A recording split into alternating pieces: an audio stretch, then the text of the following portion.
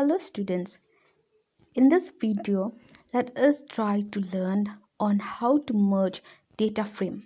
So here we have a data frame of dictionary.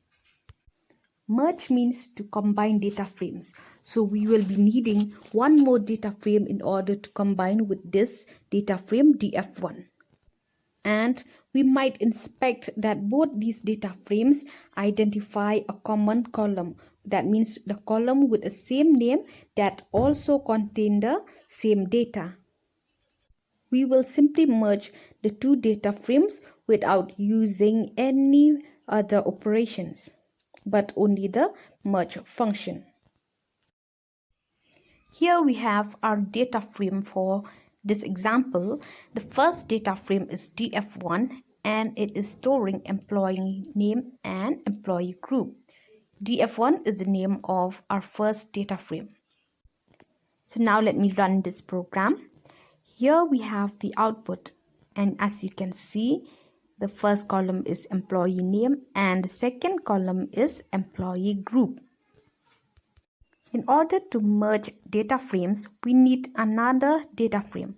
So here after df1, we will create another data frame.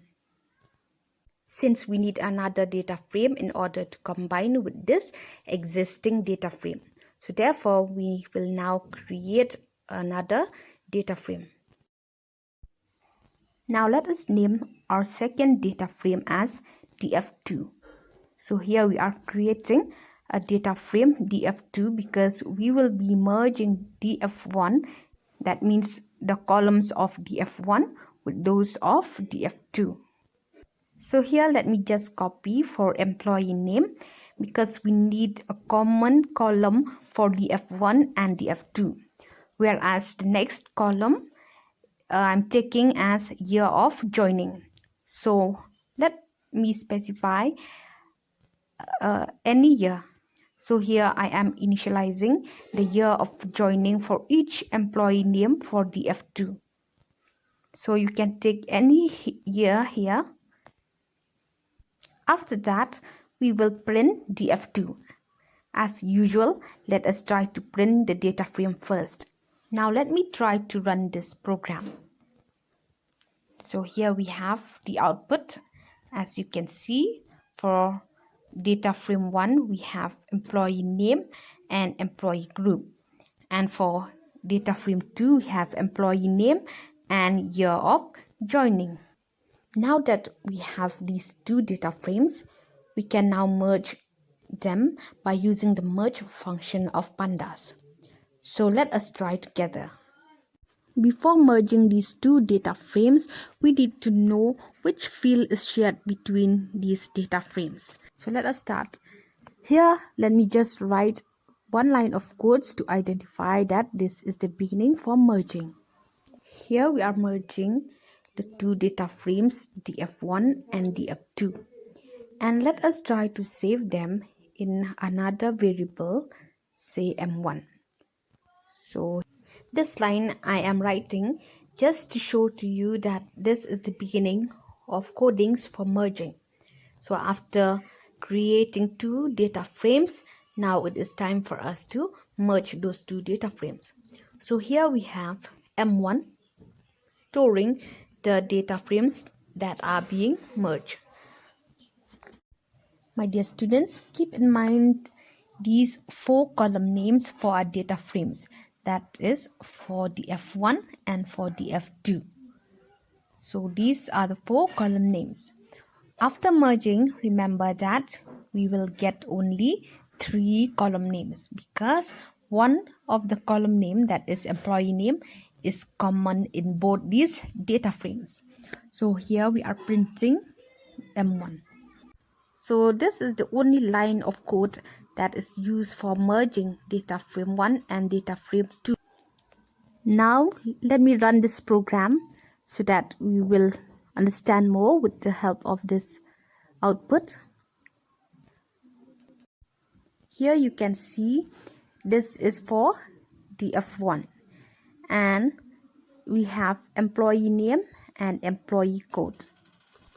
And for the other data frame, that is for df2, these are the column names. So column name is employee name and year of joining.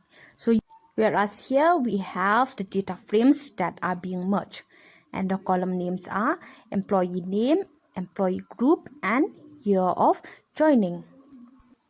So here we see that in both the data frames DF1 and DF2, the employee name is the common column and considered as the key. Here we have 4 employee names, as well as in DF2 also we have these 4 employee names. So in the merge data frame also we have these 4 names. As you can see here, the names are same. Similarly for employee group, these are the 4 groups of employee, and we are getting those employee group also in this merge data frame. Similarly for the year of joining, we are getting from DF2. As you can see here, we have the same year of joining in this merge data frame.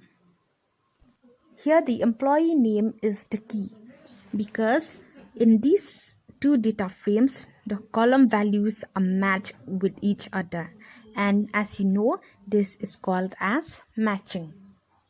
So here you can see that the data frames are being combined using a common field, and the common field in this example is employee name.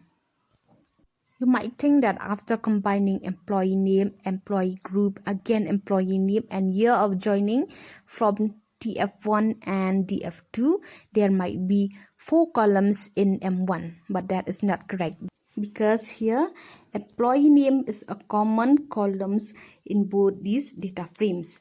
As you can see, in DF1 also we have employee name as well as in DF2, and this field is shared between the data frames.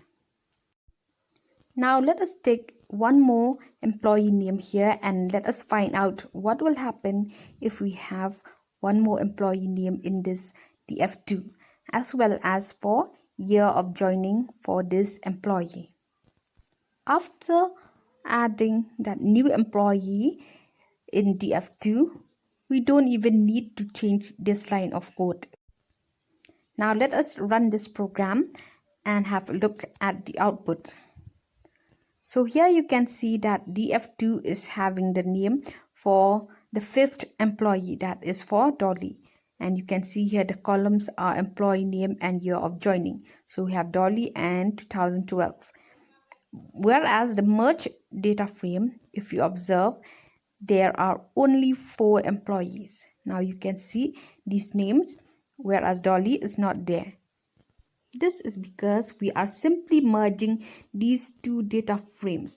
That means for data frame DF1 and DF2. The merge function basically attaches the data frames together where there is a common columns of the same length. That means it produces only the set of records that match in both the data frame. My dear students, I hope that is clear. So I will stop here for this topic, and we shall meet again in the next video with the topic merging, but we will be using operations with merge function. So till then, keep learning and keep practicing.